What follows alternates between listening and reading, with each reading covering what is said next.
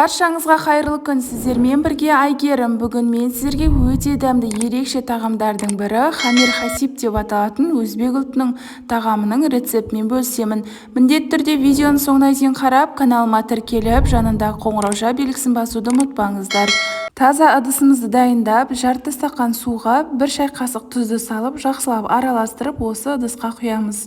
Үстінен 1 жұмыртқаны саламыз.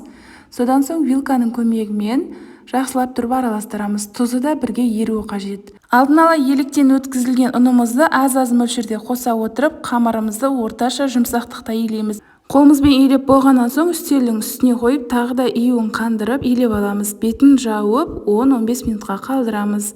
10-15 минут уақытымыз өткенше жарты пиала күрішімізді жібітіп қоямыз. Міндетті түрде ыстық қайнаған су құйыңыздар. Ішіне салатын салмасын дайындаймыз. Фаршты алдын ала дайындап алдым. Содан соң пияздың қабығын ашып, тазалап, 4 бұрышты видеодағыдай етіп, майда етіп турадым. Сонымен қатар каналымның дамуына өз үлесіңізді қоса кетіңіз. Видеоның соңына дейін қарап, каналыма тіркеліп қойыңыз, және де осы видеоға лайк басып, комментарий жазуыңызды сұраймын.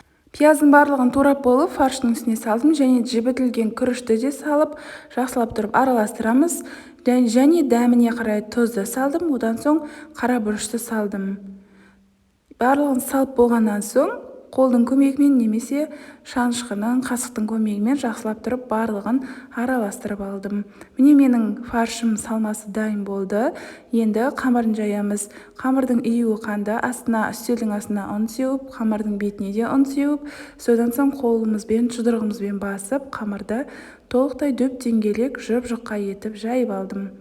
Алдымен қамыр жайған кезде осылай шеткі жағынан басып жайыңыздар, 4 жағынан айналдыра отырып, содан соң ортасын басып, толықтай оқтауға орап, дөп-дөңгелек жұп-жұқа етіп жайып аламыз. Міне қамырым осындай орташа көлемде болды. Тағы да күшімізді қамырға баспай, оқтаудың екі жағынан ұстап, ұн себе отырып, жабыс қалмау үшін осылай барлығын жайып алдым. Қамырды 4 бұрышты бөлікке бөлу үшін осылай видеодағыдай ирелеңдетіп, осылай 4 бұрышты форма жасайтын болсаңыздар, ұзынша етіп, қазір қамырды бөлу барысында қамырымыз 4 бұрышты болып шығады. Мантыны, пельменді жасағандай осылай барлығын кесіп шығасыздар.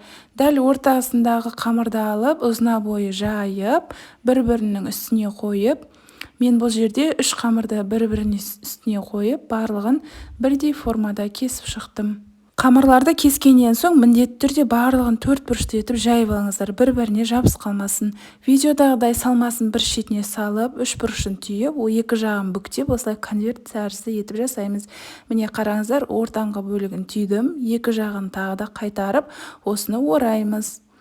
Өте дәмді, әрі жегенде де өте ыңғайлы. Барлығын жасап болып, мантаваркамыздың астына майлап, және осы қамырдың барлығын орналастырамыз. Енді бетіне сұйық майымызды щеткамызбен жағып шығамыз. Барлық бөлігіне тиюі қажет майымыз, немесе тимей қалса қатып қалады.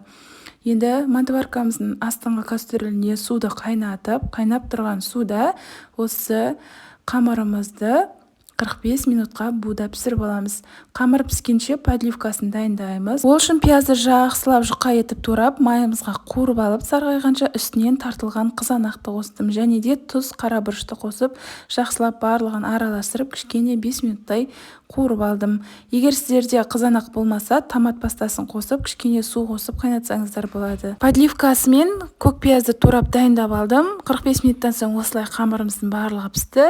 Легенімізге немесе тарелкамызға осылай орналастырып, барлығын ортасына жаңағы подливкамызды құятын боламыз. Егер де қызанақ тұздығы ұнамайтын болса, айран немесе қаймаққа алмастыруға болады. Қалауыңызша аскөк пен пиязды сеуіп, дастарханға ұсына берсеңіз болады. Видеоның соңына дейін қарағаныңызға рахмет. Каналыма тіркеліп, жанында қоңырау белгісін басуды ұмытпаңыздар. Ас болсын.